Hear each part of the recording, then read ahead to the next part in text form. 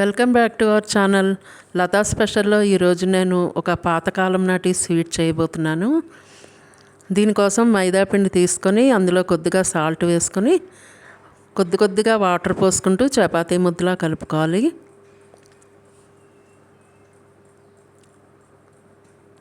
ఇది గోధుమ పిండితో కూడా చేసుకోవచ్చండి. మైదా పిండితో చేసి చాలా కాలం అయిందని నేను దీంతో చేస్తున్నాను.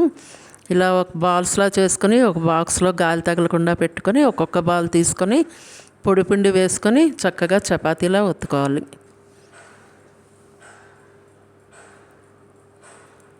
ఇలా మరీ పలచగా కాకుండా మరీ లావుగా కాకుండా మీడియంగా చేసుకోవాలి. ఇలా చేసుకున్న దాన్ని ఇలా వేలర్తో చక్కగా డైమండ్స్లా కానీ స్క్వేర్గా కానీ ఎలా అయినా కట్ చేసుకోవచ్చు. నేను స్క్వేర్స్లా కట్ చేస్తున్నాను. ఇలా అన్నీ తీసుకొని చక్కగా మనం డీప్ ఫ్రై చేసుకోవాలన్నమాట. ఒకవేళ ఈ వేలర్ లేకపోతే నైఫ్ తోటి కూడా కట్ చేసుకోవచ్చు. కాకపోతే అంచులకు మనకి డిజైన్ రాదు, అయినా బాగుంటాయి.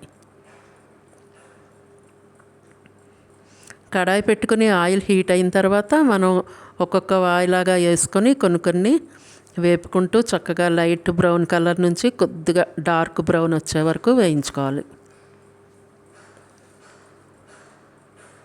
ఇలా కలర్ మారుతూ ఉన్నప్పుడు చక్కగా తీసి ఒక బౌల్లో వేసుకోవాలి. ఇది నేను బెల్లం పాకంతో చేస్తానండి, కానీ చాలా కాలమైంది పంచదార పాకం పెట్టి షుగర్తో చేస్తున్నాను.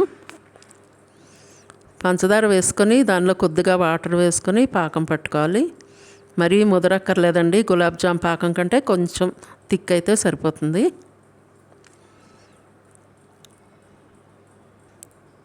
ఇలా పాకం అయిన తర్వాత స్టవ్ని సిమ్లోనే ఉంచుకొని మనం ముందుగా చేసుకున్న ఇవన్నీ కూడా చక్కగా కొన్ని వేసుకొని బాగా కలిపి, మరీ గట్టిగా కలపకూడదు, పలచగా ఉంటాయి కదా, చక్కగా నెమ్మదిగా అట్లా బౌల్లోకి తీసుకోవాలి. పాకం అంతా కూడా పీల్చక్కర్లేదు, ఇట్లా మనం కలుపుకొని వేసుకోవడం వల్ల చక్కగా షైనీగా ఉంటాయి అన్నమాట, చూడ్డానికి బాగుంటాయి. పాకం మిగిలినా కూడా మనం వేరే దానికి యూజ్ చేసుకోవచ్చు. నచ్చితే మీరు కూడా ట్రై చేయండి. మన ఛానల్ని సబ్స్క్రైబ్ చేసుకోండి.